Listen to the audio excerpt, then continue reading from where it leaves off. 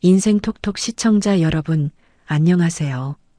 올해 40인 저는 13년째 한 회사를 다니는 평범한 직장인이고 결혼해서 아이 하나를 키우고 있는 사람이었습니다.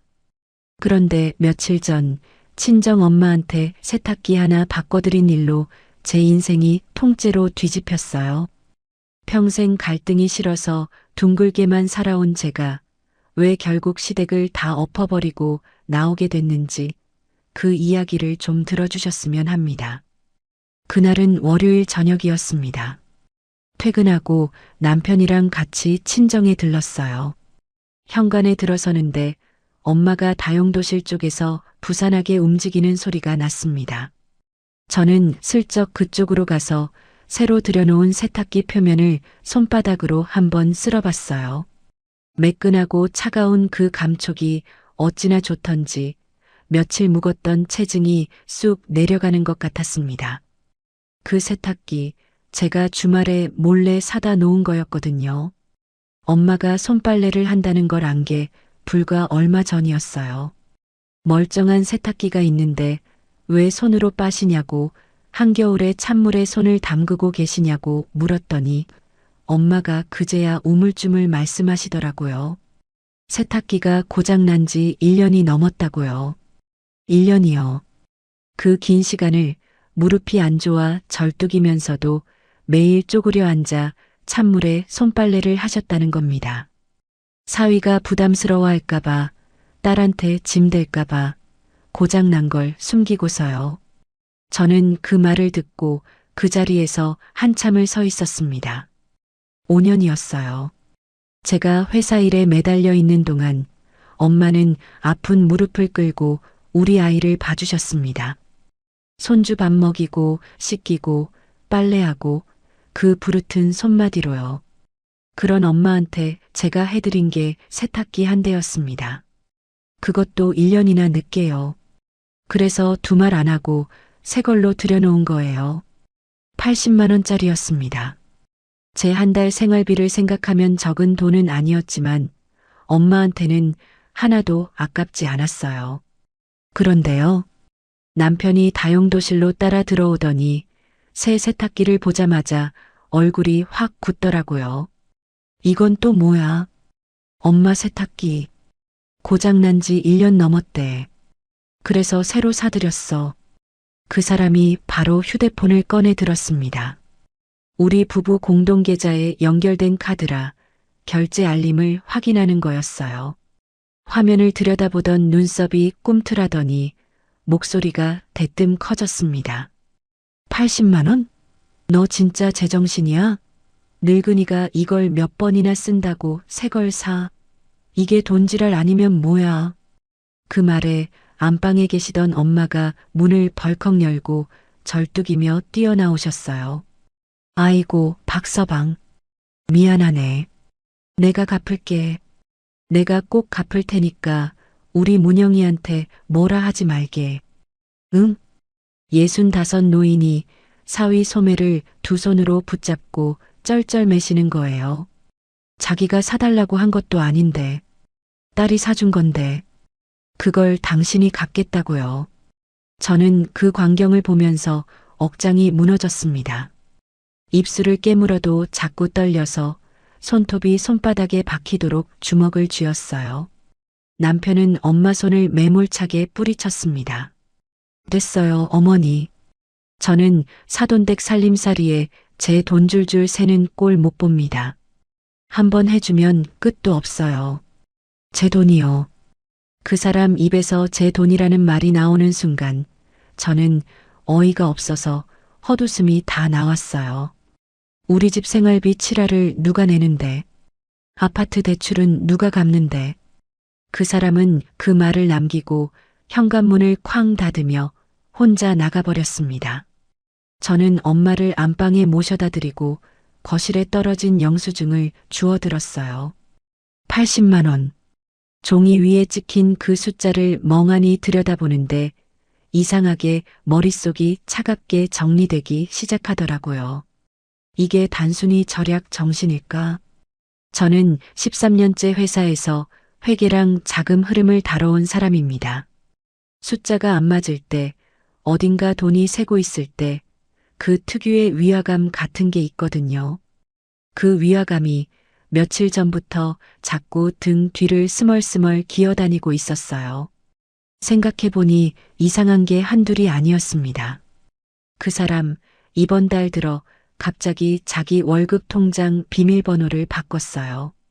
평소엔 제 월급에 관심도 없던 사람이 제 상여금 지급일이 언제냐고 며칠째 집요하게 물었고요. 별거 아니라고 넘겼던 그 조각들이 영수증 한 장을 손에 쥐고 있으니 하나씩 자리를 찾아 들어가는 느낌이었습니다. 뭔가 있다. 그날 밤 저는 잠든 척 누워서 휴대폰을 켰어요. 공동계좌 카드라 결제 알림이 제 폰에도 똑같이 오거든요. 그동안은 그냥 지워버리던 알림이었는데 그날은 하나하나 손가락으로 넘겨봤습니다. 그러다 손이 멈췄어요. 처음 보는 여행사 이름이 떠 있더라고요.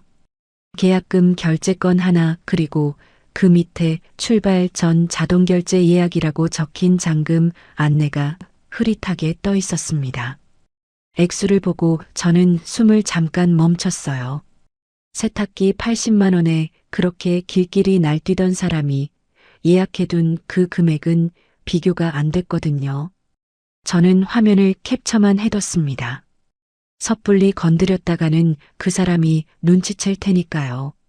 옆에서 남편이 코 고는 소리가 들렸습니다. 천장을 보고 누워서 저는 지난 5년 동안 그냥 넘겨온 의문들을 머릿속에서 하나씩 끌어다 길게 이어보기 시작했어요. 그날 밤 저는 한숨도 못 잤습니다. 화요일 아침 저는 거의 뜬 눈으로 밤을 새우고 일어났습니다. 출근 준비를 하느라 정신없이 움직이는데 거실 소파 위에 남편이 던져둔 태블릿이 눈에 들어왔어요. 옷을 챙기다 손이 살짝 스쳤는지 잠겨있던 화면이 스르륵 켜지더라고요. 저는 무심코 그 화면을 들여다봤어요. 그러다 발이 그 자리에 딱 붙어버렸습니다. 시어머니 박숙자 이름으로 예약된 서유럽 패키지 여행. 계약금만 결제돼 있고 잔금은 출발 직전에 남편 카드로 자동 결제되도록 걸려 있었어요. 어젯밤에 본 그 거액 잔금이 바로 이거였던 거예요. 시어머니 유럽 여행비 500만 원이었습니다.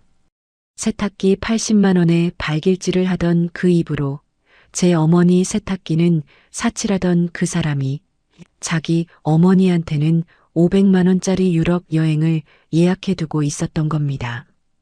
등골이 서늘하다는 게 그런 거더라고요. 손끝이 다 차가워졌어요. 일정표도 화려했습니다. 파리, 로마, 스위스. 5성급 호텔에 일정 밑에는 사모님 특별 옵션이라고 빨갛게 표시까지 돼 있더라고요.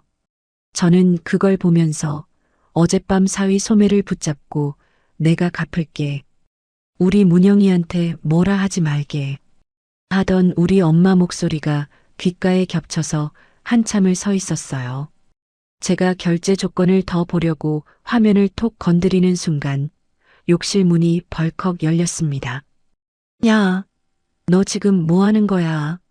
남편이 머리에 물을 뚝뚝 흘리면서 달려와 태블릿을 확 낚아챘어요.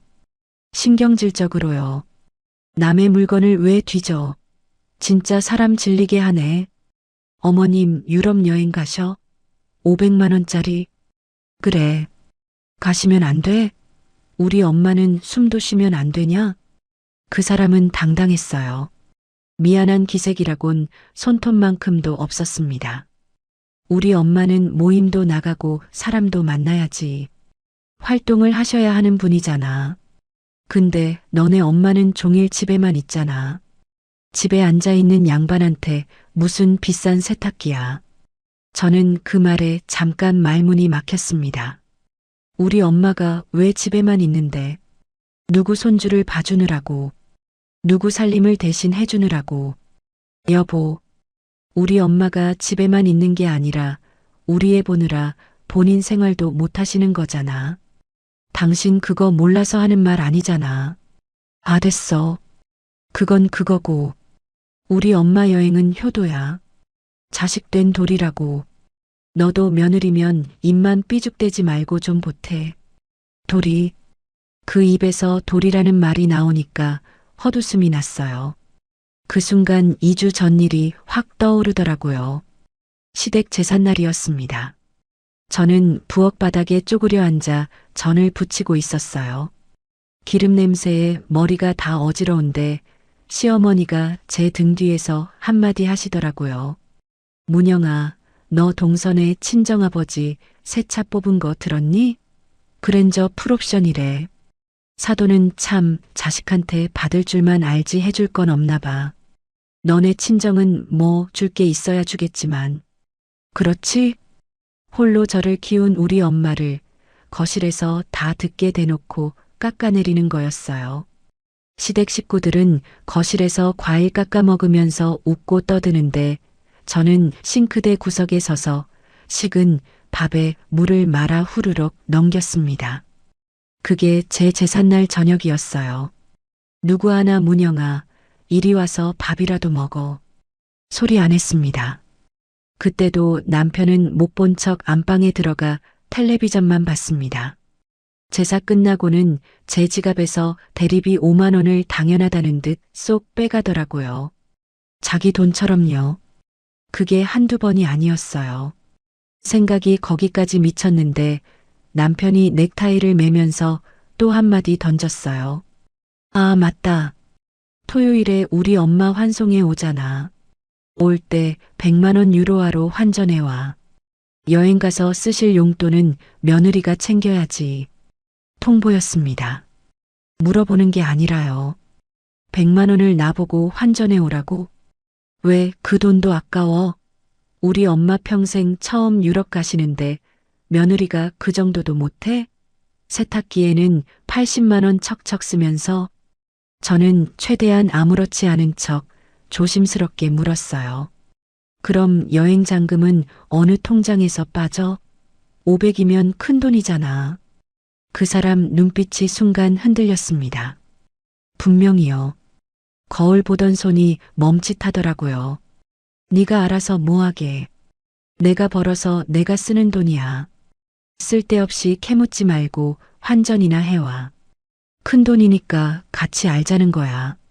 우리 부부잖아. 통장도 같이 보는 사이고. 아, 시끄러워. 남자가 돈 좀 쓰는데 매번 허락받아야 돼? 너 세탁기 일로 삐져서 지금 이러는 거지? 말을 뚝 자르고는 시선을 황급히 피하더라고요. 넥타이 매듭만 괜히 다시 풀었다 조였다 하면서요. 13년을 회사에서 사람들 들여다본 제 눈에 그건 너무 빤한 회피였어요. 떳떳한 돈이면 저렇게 안 피하거든요. 알았어. 환전해 갈게. 저는 그렇게 말하고 돌아섰어요. 더 캐물으면 그 사람이 경계할 테니까요. 남편이 현관을 나서고 문이 닫혔습니다. 저는 식탁 의자에 한참을 앉아 있었어요. 식은 커피잔을 두 손으로 감싸쥐고요. 통장 잔고가 얼마인지, 카드 한도가 어떻게 되는지, 자동이체가 며칠에 빠지는지 손바닥 보듯 아는 게 저였습니다. 그 500만 원이 어디서 나올 수 있는지 머릿속으로 경우의 수를 하나씩 따져봤어요. 답은 셋 중 하나더라고요. 제가 매달 넣는 생활비를 빼돌렸거나 공동자금을 몰래 쓴 거거나 아니면 어디서 빌린 돈이거나 세 번째라면 일이 정말 커지는 거였어요. 그 사람 연봉으로 500만 원을 턱하고 현금으로 쓸 여유가 없다는 걸 제가 제일 잘 알았거든요. 저보다 연봉도 낮고 승진도 늦은 사람이었어요. 그게 늘 그 사람 속에 가시처럼 박혀 있다는 것도 저는 알고 있었습니다. 저는 가방에서 늘 가지고 다니는 업무 수첩을 꺼냈어요. 빈 페이지를 펼치고 펜을 들었습니다. 손이 떨릴 줄 알았는데 이상하게 글씨가 또박또박 써지더라고요. 공동계좌 3년치 전수조사.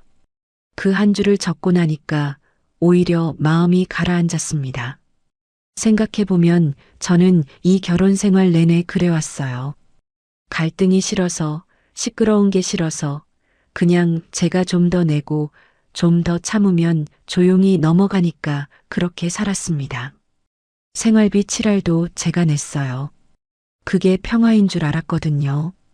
그런데 그 평화라는 게 알고 보니 저 혼자 등을 대주고 있던 외나무 다리였던 거예요. 제가 등을 빼는 순간 와르르 무너질. 엄마의 부르튼 손은 사치 취급하고 시어머니 사치는 효도라고 우기는 사람. 그 사람 등짝을 떠올리는데 제 안에서 뜨겁던 뭔가가 차갑게 식어가고 있었습니다. 이제 더는 모르는 척 넘어가지 않겠다. 저는 회사에 도착하면 가장 먼저 무엇부터 들여다봐야 할지 출근하는 지하철 안에서 이미 순서를 다 짜고 있었어요. 점심시간이 되기만을 기다렸습니다. 텅 빈 회의실에 들어가 노트북을 펼치고 3년치 거래 내역을 전부 끌어내릴 생각이었어요. 붉은 펜도 한 자루 챙겼습니다. 그날따라 오전이 어찌나 길던지요. 시계바늘이 멈춰 선 것만 같았습니다. 수정본입니다. 3챕터. 점심시간을 알리는 종이 울리자마자 저는 도시락도 걸은 채 빈 회의실로 들어갔습니다. 문을 잠그고 노트북을 펼치고 인터넷 뱅킹에 접속했어요. 부부 공동계좌랑 자동이체 내역을 3년치 전부 엑셀로 내려받았습니다. 화면 가득 숫자가 쏟아지는데 손이 익은 일이라 그런지 마음은 오히려 차분해지더라고요. 13년 차예요, 저. 남의 회사 자금 흐름도 며칠이면 다 읽어내는 사람입니다. 그런데 정작 내 집 통장은 좋은 게 좋은 거라고 3년을 안 들여다봤다는 게 그 순간 얼마나 한심하던지요. 저는 거래 내역을 항목별로 나눴어요. 생활비 입금, 대출 상환, 시댁 이체. 색깔별로 칠해가면서 표를 만들었습니다. 그렇게 한 줄 한 줄 붉은 펜으로 그어 내려가다가 어느 순간 펜을 든 손이 멈췄어요. 기가 막혀서요. 남편이 매달 넣기로 한 생활비 200만 원. 그게 이번 달만이라는 핑계로 밀린 게 한두 번이 아니었어요. 어떤 달은 100만 원만, 어떤 달은 아예 건너뛰고요. 그러는 동안 아파트 대출 원리금이랑 아이 학원비는 전부 제 마이너스 통장에서 빠져나가고 있었습니다. 제가 마이너스를 긁어서 그 사람 목까지 메우고 있었던 거예요. 그런데요. 정작 그 사람 계좌에서는요. 매달 150만 원씩 시어머니 통장으로 품위유지비라는 명목의 정기 이체가 칼같이 나가고 있었습니다. 단 한 달도 안 밀렸어요. 제 생활비는 그렇게 밀리면서 어머니 용돈은 날짜 맞춰 꼬박꼬박이요. 심지어 지난달엔 시누이 전세 대출 이자 50만 원까지 남편 계좌를 거쳐 시댁으로 흘러 들어간 게 찍혀 있었어요. 시누이 빚 이자를 우리가 내주고 있었던 겁니다. 저는 그 표를 한참 들여다봤어요. 그림이 너무 선명하더라고요. 제가 생활비를 7알이나 떠안으니까 그 사람 계좌엔 매달 여유가 생겼고 그 여유가 고스란히 시댁으로 흘러간 거예요. 제 등골이 시댁 살림을 떠받치고 있었던 겁니다. 그것도 5년을요. 그런데 이상한 게 하나 있었어요. 그 500만 원짜리 여행 잔금. 그게 어느 계좌에도 안 보이는 거예요. 들어온 적도 모아둔 적도 없어요. 한 달에 150씩 어머니한테 보내고 시누이 이자 내주고 나면 그 사람 통장은 늘 바닥이었거든요. 500만 원을 턱하니 낼 돈이 장부상 어디에도 없었습니다. 장부에 없는 돈. 그 말이 머릿속에 딱 박히는 순간 등이 서늘해졌어요. 장부에 없는 돈이라는 건 둘 중 하나거든요. 누가 몰래 준 돈이거나 아니면 빌린 돈이거나. 빚이라는 단어가 떠오르자 어젯밤 알림에 떴던 그 자동결제 예약이 다시 생각났습니다. 그때 책상 위에 둔 회사 직통 전화가 울렸어요. 받았더니 시어머니였습니다. 회사 번호로 전화를 다 거셨더라고요. 문영아, 일하는데 미안하긴 한데 잠깐만 받아. 목소리부터 가식이 뚝뚝 묻어났어요. 사돈은 요즘 어떠시니? 무릎이 그렇게 안 좋다며. 근데 무릎 아픈 양반이 뭘 그렇게 비싼 세탁기를 바라니? 우리 성진이 등골 빼먹으려고 작정을 했나? 안 그러니? 저는 수화기를 꽉 쥐었어요. 사달라고 한 적 없는데. 제가 사드린 건데. 그 말이 어떻게 그렇게 둔갑하는지요. 어머니, 그건 엄마가 사달라고 한 게 아니라 제가 산 거예요. 아유, 됐다. 말은 누가 못하니. 그건 그렇고, 너 이번에 상여금 나왔다며? 순간 숨이 멎었어요.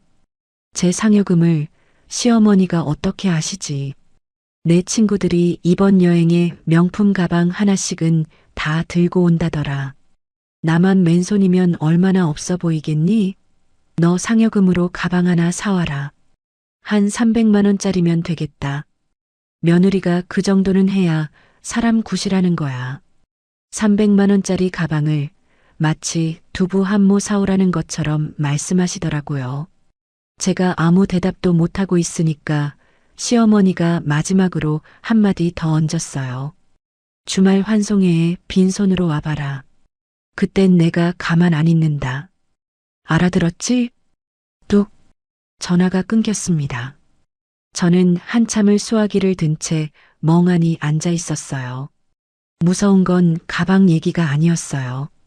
제 상여금 지급일이랑 액수를 시어머니가 정확히 알고 있다는 거였습니다. 제가 누구한테도 말한 적 없는 그걸요. 남편이었어요. 그 사람이 흘린 거예요. 어젯밤 제 상여금을 그렇게 집요하게 묻던 이유가 이거였던 거죠. 그 순간 제 안에서 뭔가가 탁 끊어지는 소리가 났습니다. 저는 바로 인사팀에 전화를 걸었어요. 안녕하세요. 영업본부 오문영입니다. 제 급여랑 상여금 들어오는 계좌 오늘 바로 바꾸려고요. 네, 제 단독 계좌로요. 오늘부터 꼭 그쪽으로 부탁드립니다. 남편이 모르는 제 단독명의 계좌로요. 통화를 끊고 나서 저는 공동계좌에 묶여있던 자동이체들을 하나씩 해지하기 시작했습니다. 손가락이 화면 위를 빠르게 움직였어요. 오랜 세월 갈등이 싫어서 미루고 미뤄온 결심이었어요. 그게 단 하루 만에 차갑고 정교한 실행 계획으로 바뀌고 있었습니다. 마지막 자동이체 해지 버튼을 누르면서 저는 작게 중얼거렸어요. 그래. 이제부터는 내가 끊어낼 차례야. 창밖으로 오후 햇살이 비스듬히 들어오고 있었습니다. 4챕터 수요일 퇴근길 지하철 안이었습니다. 손잡이를 잡고 흔들리는데 주머니 속 휴대폰이 쉴 새 없이 부르르 떨었어요. 꺼내보니 시댁 가족 단톡방이었습니다. 시댁 식구만 10명이 모인 그 방이 그날따라 불이 난 듯이 달아올라 있었어요. 신우이가 시어머니 유럽 여행 일정표 캡처본을 떡하니 올린 거예요.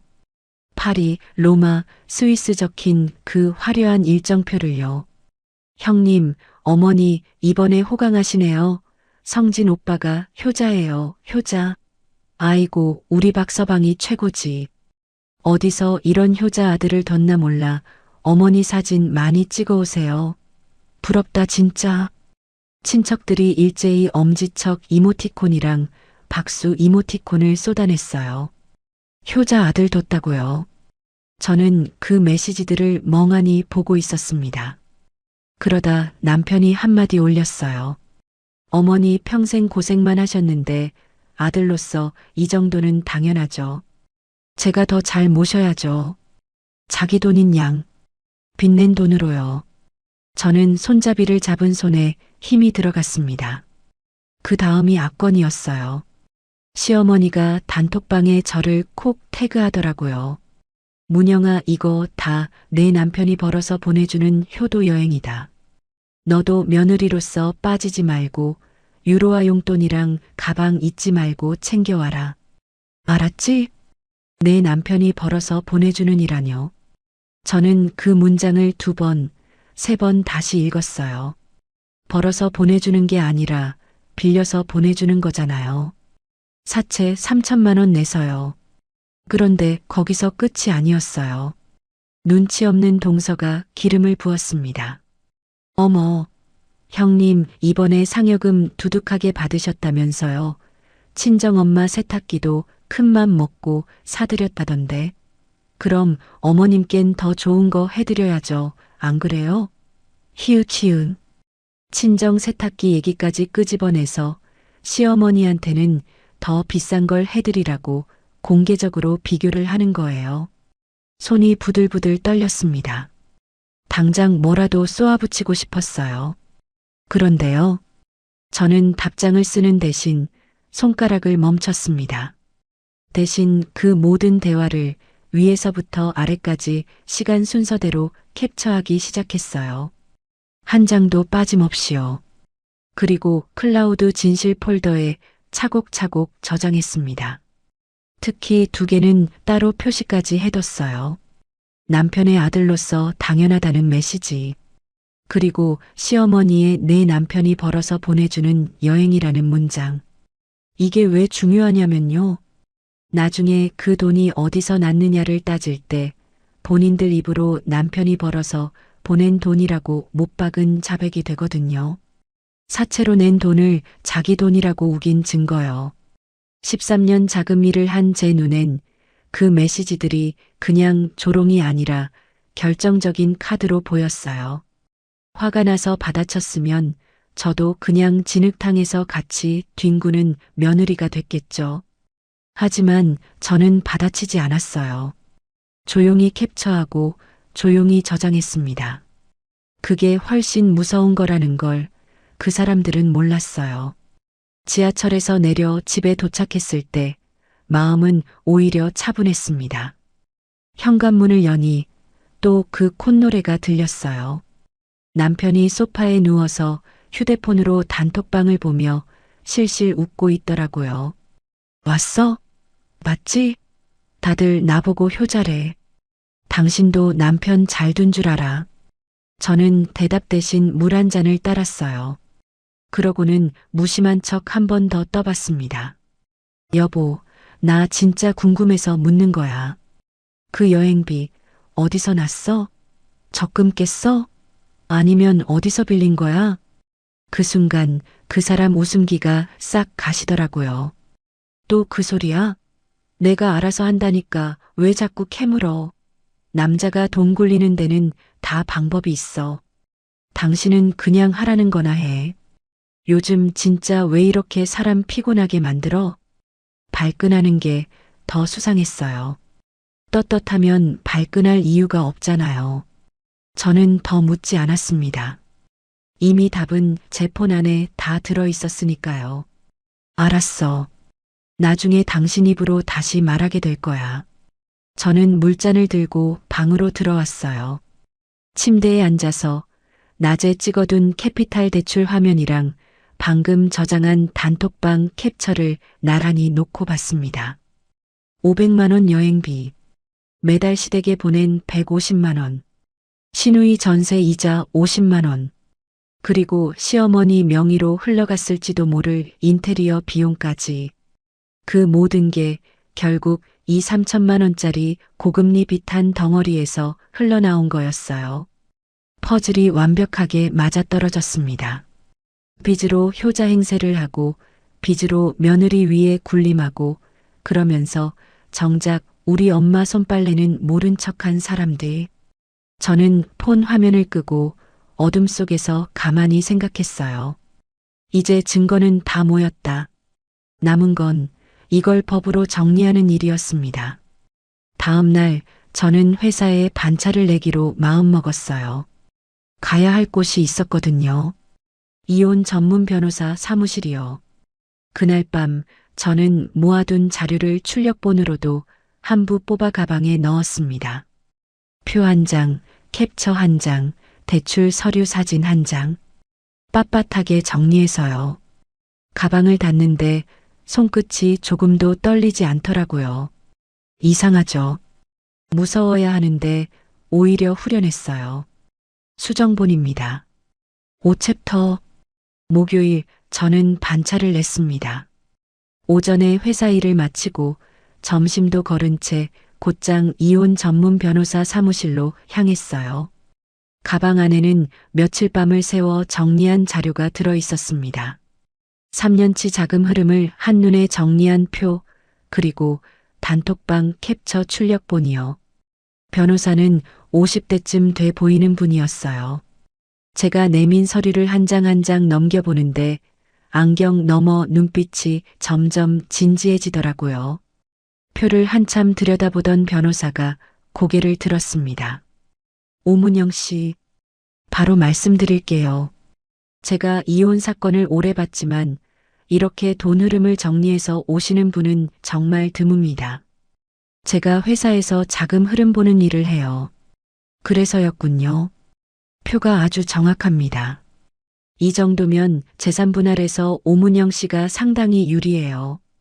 특히 여기요. 변호사가 매달 시댁으로 나간 150만 원 이체 기록을 짚었어요. 부부가 같이 정한 돈이 아닌데 한쪽 집으로 계속 빠져나갔습니다.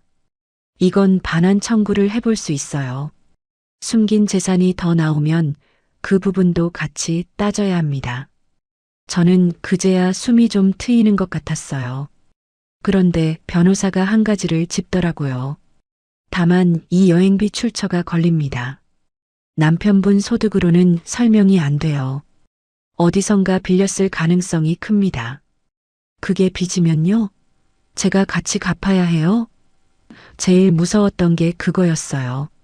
그 사람 빚을 제가 떠안게 될까 봐요. 원칙적으로 가정을 위해 생긴 빚이면 같이 책임질 수 있습니다. 하지만 이 돈이 어머님 여행비나 시댁 용돈에 쓰인 남편 개인 빚이라는 게 확인되면 다릅니다. 그건 남편분이 책임져야 할 빚으로 볼 수 있어요. 그걸 어떻게 밝혀요?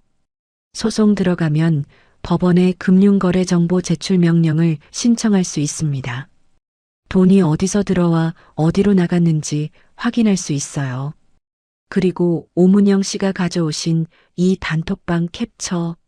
시어머님이 내 남편이 벌어서 보내주는 여행이라고 하신 것, 남편분이 아들로서 당연하다고 한 것. 이게 중요합니다. 본인들 입으로 그 돈이 어디에 쓰였는지 말한 거니까요. 제가 화나서 받아치지 않고 캡처만 해둔 게 이렇게 쓰일 줄은 몰랐어요. 그날 손가락을 멈췄던 제가 그렇게 대견할 수가 없더라고요. 그리고 하나 더 보겠습니다. 변호사가 안경을 고쳐 썼어요. 미성년 자녀가 있으시죠? 그럼 양육권이 아주 중요합니다. 그런데 오문영 씨 어머님이 5년 동안 아이를 거의 키워오셨다고요? 네. 제가 일하는 동안 저희 엄마가 거의 다 봐주셨어요. 그 부분은 오문영 씨에게 유리합니다. 아이가 지내온 환경이 안정적이었다는 뜻이거든요. 경제력도 오문영 씨 쪽이 더 탄탄하고요. 양육권은 충분히 다퉈볼 수 있습니다. 저는 그 말에 코끝이 찡했어요. 엄마가 그 아픈 무릎으로 키워준 시간이 헛된 게 아니었던 거예요. 오히려 저를 지켜주는 방패가 됐어요. 변호사 안내에 따라 저는 그 자리에서 몇 가지를 바로 진행하기로 했습니다. 먼저 부부 공동 명의로 묶인 자산이랑 부채를 분리하는 작업이요. 남편 빚이 제 쪽으로 넘어오지 못하게요. 그 다음 제 신용까지 끌어다 쓰던 공동명의 신용카드를 해지 신청했어요. 제 명의로 잡혀있던 각종 보증이랑 자동이체도요. 그리고 마지막으로 가장 중요한 거요. 시어머니 여행장금 자동결제가 걸린 그 카드. 그걸 해지하는 거였어요. 다만 이건 환송의 전날 밤에 끊기로 미뤄뒀습니다. 미리 끊으면 그 사람이 알아챌 테니까요. 마지막 패는 끝까지 숨겨야 하니까요. 변호사 사무실을 나오니 오후 해가 기울고 있었어요. 저는 곧장 친정으로 향했습니다. 엄마는 새 세탁기 앞에서 굽은 허리로 빨래를 개고 계셨어요. 저는 그 거친 손을 두 손으로 꽉 맞잡았습니다. 엄마, 나 오늘 꼭 해야 할 말이 있어. 저는 시댁의 추악한 실체를 다 털어놨어요. 사채 빚으로 효자 행세한 거, 우리 엄마 손은 모른 척하고 시어머니 사치만 챙긴 거, 그리고 이혼하기로 마음먹은 거요. 며칠 뒤 환송회에서 한바탕 소란이 일 거라는 것도 미리 말씀드렸습니다. 엄마는 한참을 말없이 듣더니 눈물을 글썽이셨어요. 문영아, 엄마가 미안하다. 엄마가 괜히 사위 눈치 보느라 널 이렇게 만들었구나. 세탁기 하나 고장 난 것도 말 못하고 손빨래나 하면서 내가 내 짐이 됐어. 엄마, 그런 말 하지 마. 이건 엄마 잘못 아니야. 아니야. 내가 진작 내 편을 들었어야지. 박서방 눈치 보고 사돈댁 눈치 보느라 내 딸이 속에서 썩는 줄도 몰랐어. 엄마가 그동안 한 번도 안 꺼낸 얘기를 쏟아내셨어요. 사위한테 모욕당한 일, 시어머니한테 사돈이라고 무시당한 일, 손주 보느라 당신 병원도 못 간 일. 5년을 꾹꾹 눌러 담았던 서름이 그날 처음 터져 나온 거예요. 문영아, 이제 내 인생 살아. 엄마 때문에 참지 마라. 엄마는 끝까지 내 편이다. 저희 모녀는 새 세탁기 앞에서 부둥켜 안고 한참을 울었습니다. 그날 밤 집으로 돌아온 저는 남편이 코를 골며 자는 틈을 타 다시 서재로 들어갔어요. 며칠 전엔 못 봤던 서랍 더 깊숙한 곳을 뒤졌습니다. 거기서 통장 하나와 서류 한 뭉치를 발견했어요. 하나는 시어머니 박숙자 명의로 된 통장이었습니다. 그 안에는 출처 모를 큰돈 일부가 시어머니 이름으로 옮겨져 있더라고요. 차명 계좌였어요. 그리고 그 밑에 깔려 있던 게 캐피탈 대출 계약서였습니다. 3천만 원. 고금리 사채나 다름없는 그 서류를 보는 순간 며칠을 따라다니던 의문이 한꺼번에 풀렸어요. 장부에 없던 그 여행비가 바로 여기서 나온 거였습니다. 순간 소름이 쫙 끼쳤습니다. 이건 그냥 효도가 아니었어요. 나중에 재산 분할할 때 재산을 시어머니 이름으로 숨겨두려는 거였어요. 명백한 재산 은닉이었습니다. 저는 떨리는 손으로 그 통장과 대출 계약서를 한 장 한 장 사진으로 찍었어요. 그리고 원래 자리에 그대로 돌려놨습니다. 그날 밤 저는 발견한 모든 자료를 날짜별로 정리해서 변호사한테 추가로 보냈어요. 대출 문자, 캐피탈 앱 화면, 대출 서류 사진, 단톡방 자백, 그리고 이차명 통장 사본까지요. 다음 날 아침 남편은 출근 준비를 하면서 끝까지 뻔뻔했어요. 주말에 우리 엄마 댁 갈 때 늦지 마. 돈 봉투도 똑바로 챙기고 어머니 친구분들 다 오신다니까? 당신 때문에 내 얼굴 구겨지게 하지 마. 응, 알았어. 저는 순순히 고개를 끄덕였어요. 판을 엎으려면 끝까지 평소처럼 행동해야 하니까요. 그러고는 현관 신발장에서 그 사람이 매일 타고 다니는 승용차 예비 열쇠를 조용히 꺼내 핸드백 안쪽 주머니에 넣었습니다. 그 차 명의도 보험도 전부 제 거였거든요. 이혼과 동시에 그 사람 발이 묶이게 될 또 하나의 카드였어요. 핸드백 지퍼를 닫으면서 저는 속으로 날짜를 세웠습니다. 환송회까지 이제 이틀 남았더라고요. 토요일 낮 12시. 저는 핸드백 하나만 달랑 들고 시댁 현관을 들어섰습니다. 평소처럼 남편이랑 같이 온 척 표정 하나 안 바꾸고요. 거실은 이미 시끌벅적했어요. 시누이, 동서, 친척들까지 10명 가까이 모여서 곧 유럽 갈 시어머니를 둘러싸고 한창 떠들고 있었습니다. 거실 탁자 위에는 명품 캐리어가 떡하니 놓여 있고 그 옆에 빳빳한 새 여권이랑 면세점 쇼핑 리스트까지 화려하게 널려 있더라고요. 시어머니가 상석에 앉아서 저를 보더니 대뜸 빈손부터 훌쳤어요. 어머, 우리 며느리 왔네. 그런데 손이 왜 저렇게 가벼워? 돈 봉투는? 가방은? 설마 빈손으로 온 건 아니겠지? 어머니, 친정엄마 세탁기 살 돈은 있고 시어미 호강시킬 돈은 아까워. 그 비싼 세탁기 사줄 정성으로 어미 가방 하나 못 사오니 며느리가 참 대단하다. 친척들 다 보는 앞에서 막말이 쏟아졌어요. 저는 가만히 서서 그 말을 다 들었습니다. 남편은요? 제 어미 말리기는커녕 소파에 비스듬히 누워서 포도를 따먹고 있었어요. 저한테 눈짓을 보내더라고요. 빨리 봉투나 내놓으라는 듯이요. 뭐해? 어머니 기다리시잖아. 분위기 깨지 말고 빨리 드려. 거실에 모인 시누이랑 동서, 친척들까지 일제히 저를 곱지 않은 눈으로 쳐다봤어요. 빈손으로 온 며느리를요. 무언의 압박이 사방에서 조여왔습니다. 그 순간이었어요. 저는 핸드백을 열어서 준비해온 두툼한 서류 봉투를 꺼냈습니다. 그리고 탁자 위에 쾅 소리가 나게 내리쳤어요. 봉투에서 가장 먼저 나온 건 돈이 아니었어요. 이혼 소장이었습니다. 시끌벅적하던 거실이 한순간에 얼음처럼 얼어붙었어요. 포도를 먹던 남편 손이 허공에서 멈췄고 시어머니 입이 떡 벌어졌습니다. 이게 뭐야? 너 지금 무슨 장난을 치는 거야? 저는 대답 대신 굽 높은 구두를 신은 발을 그대로 들어 올렸어요. 그리고 탁자 위에 그 명품 캐리어를 거실 바닥으로 힘껏 걷어차 버렸습니다. 쾅! 캐리어가 나뒹굴고 안에 든 짐들이 바닥에 와르르 쏟아졌어요.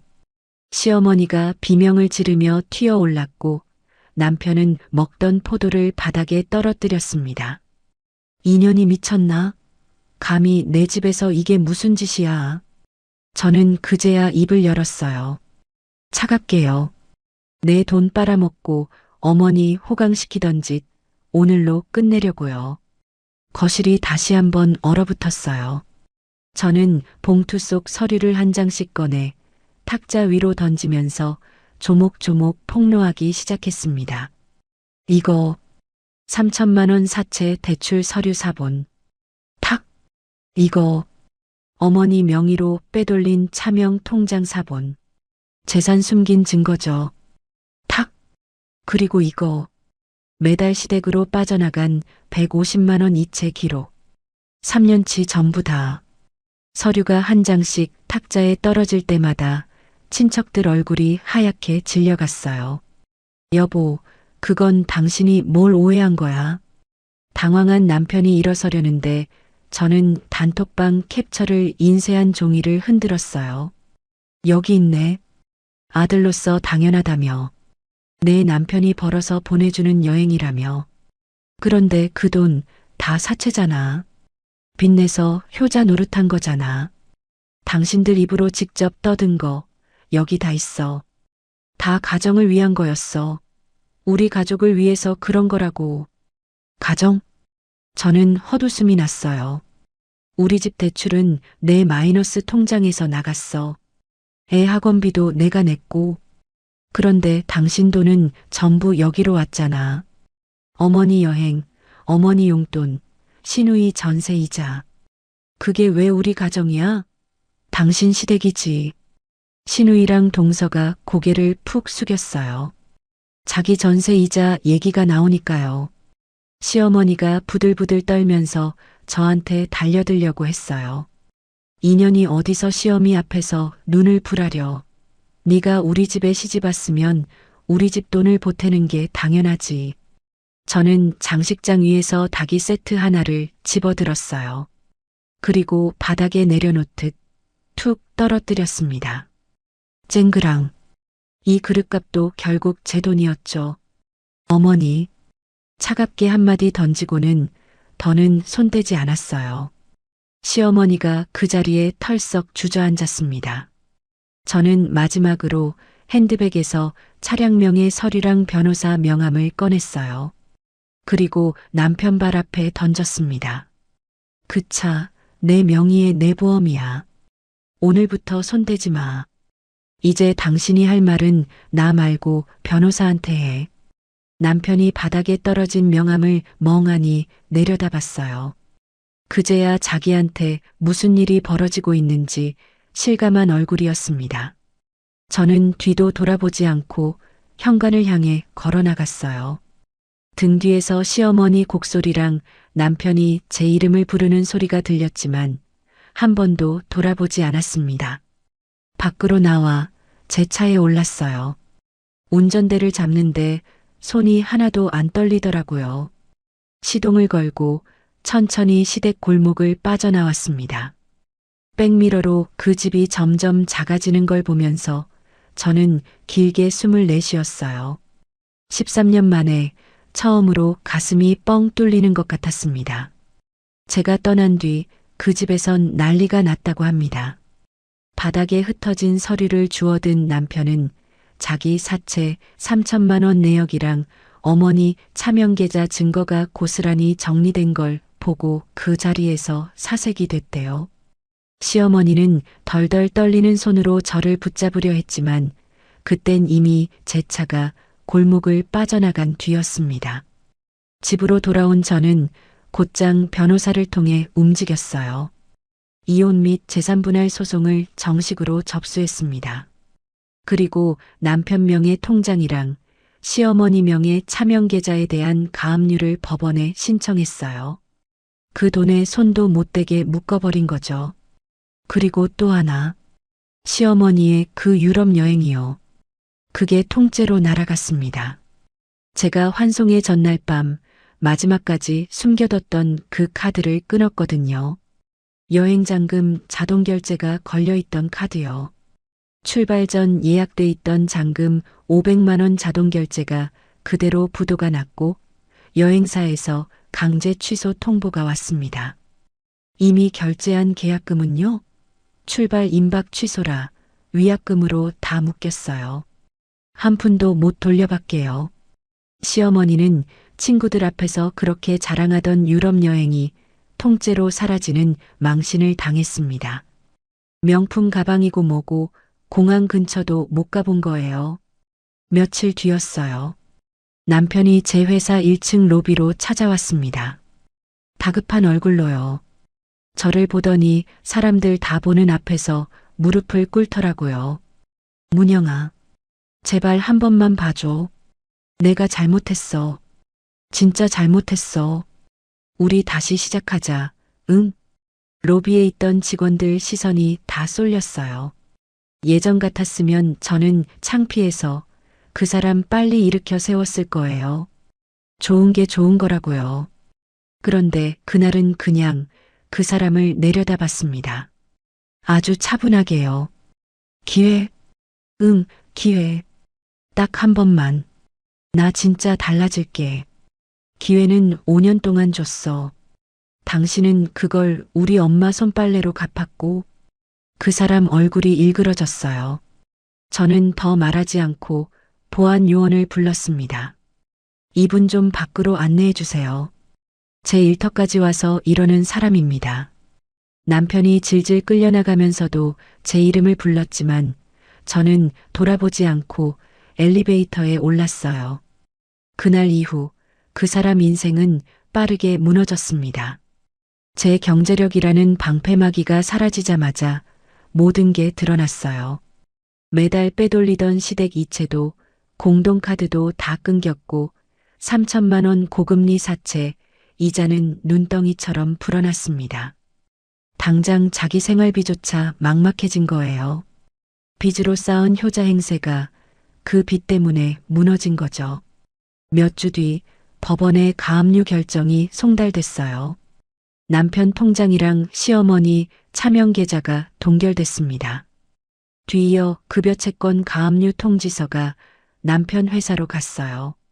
월급에서 빚을 떼어가게 된 거예요. 회사에서 그 사실을 알게 됐으니 그 사람 체면이 어떻게 됐을지는 안 봐도 뻔했습니다. 시어머니는요? 자금줄이 다 막히니까 여행 위약금에 아들비까지 막아야 하는 처지가 됐어요. 결국 살던 아파트를 급매로 내놔야 했습니다. 평생 그 집 하나 자랑이었는데요. 소송이 진행되는 동안 법원의 금융거래정보 제출 명령으로 사채의 실체가 다 까발려졌어요. 거기에 단톡방 자백이랑 차명계좌 증거가 결정적으로 작용했습니다. 결국 그 사채는 가정을 위한 빚이 아니라 남편 혼자 진 빚으로 확정됐어요. 저는 한 푼도 안 떠안게 됐고요. 반대로 빼돌린 자금이랑 차명 재산은 전부 반환분할 대상으로 인정됐습니다.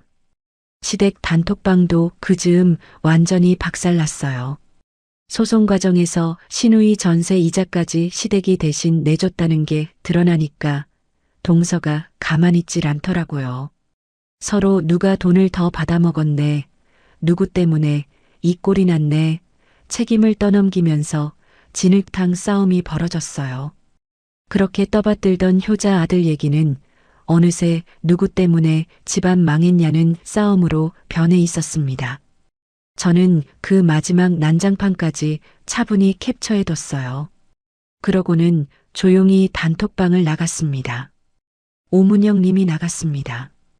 그 한 줄을 끝으로 저는 그 사람들이랑 완전히 연을 끊었어요. 가장 중요한 거요. 양육권이요.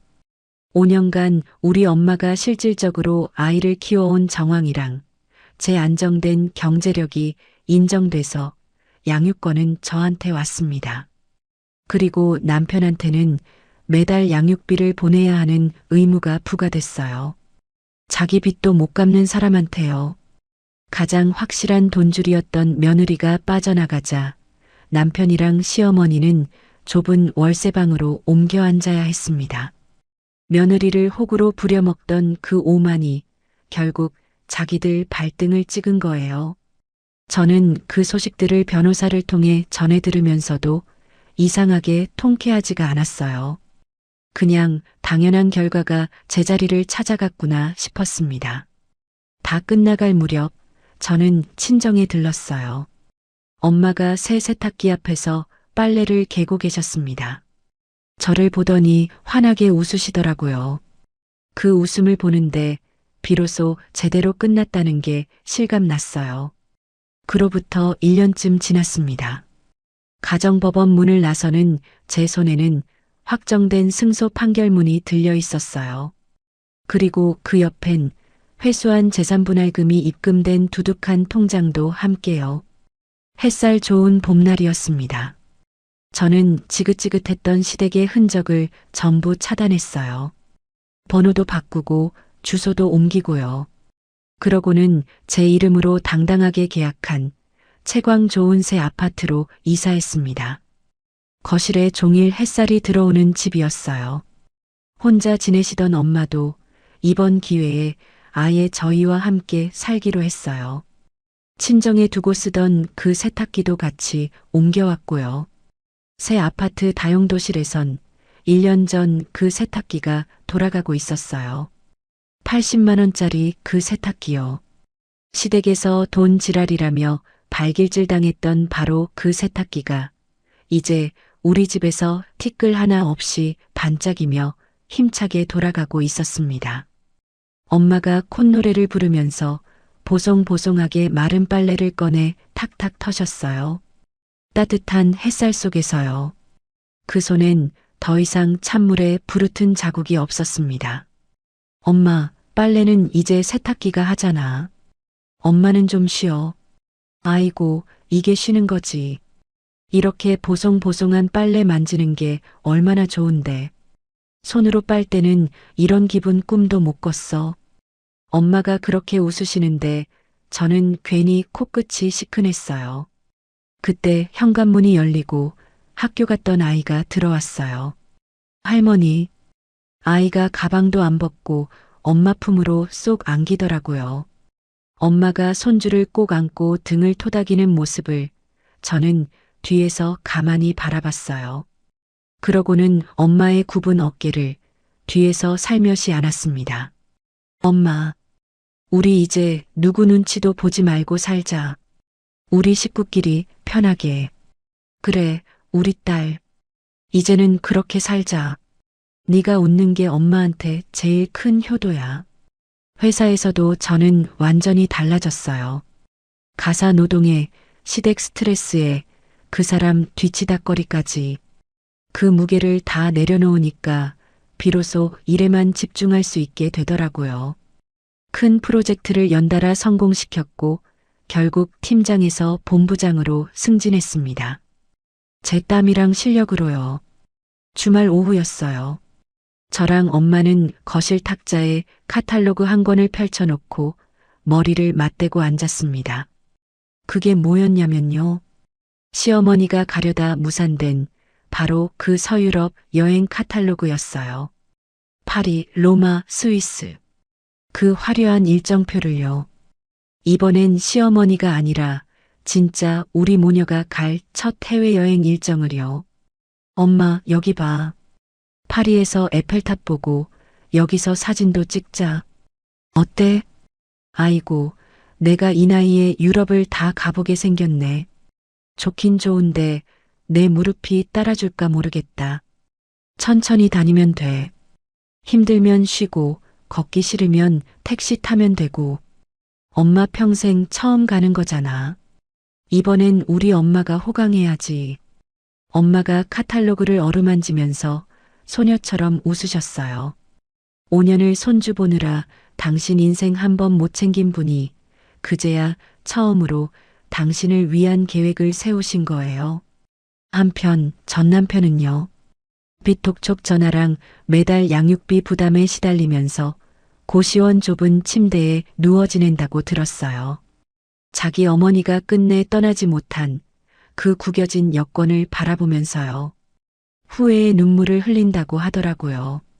근데 저는 그 소식에 별 감흥이 없었어요. 미운 마음도 통쾌한 마음도 이젠 다 옅어졌거든요. 그냥 그 사람이 자기가 뿌린 걸 거두고 있구나. 딱 그뿐이었어요. 저녁이 됐어요. 엄마가 정성껏 차려준 밥상에 저랑 아이가 둘러앉았습니다. 김이 모락모락 나는 따뜻한 밥에 엄마표 된장찌개에 아이가 좋아하는 계란말이까지요. 밥을 한술 뜨는데 문득 예전 생각이 났어요. 시댁 부엌 구석에 서서 식은 밥에 물 말아 후루룩 넘기던 그 시간들이요. 누구 하나 같이 먹자는 사람 없던 그 모욕적인 밥상이요. 근데 이제 그 시간은 완전히 지워졌어요. 따뜻한 밥, 같이 먹는 가족, 환한 웃음. 이게 제 밥상이에요. 진작 이랬어야 했는데 너무 오래 돌아왔다 싶었습니다. 엄마, 된장찌개 진짜 맛있어. 이런 밥상, 나 오래 기다렸나 봐. 많이 먹어. 우리 딸, 이제 밥이라도 따뜻하게 먹고 살아야지. 할머니, 나도 더 줘. 할머니 계란말이가 제일 맛있어. 거실 창밖으로 눈부신 노을이 지고 있었어요. 붉은 빛이 온 집안에 가득 들어차는데 저는 숟가락을 든 채 잠깐 그 노을을 바라봤습니다. 제 땀이랑 실력으로 되찾은 경제권. 그리고 그 누구도 함부로 못하는 제 존엄. 그걸 두 손에 쥐고 저는 저 자신을 향해 가장 환하게 웃어줬어요. 여러분, 세탁기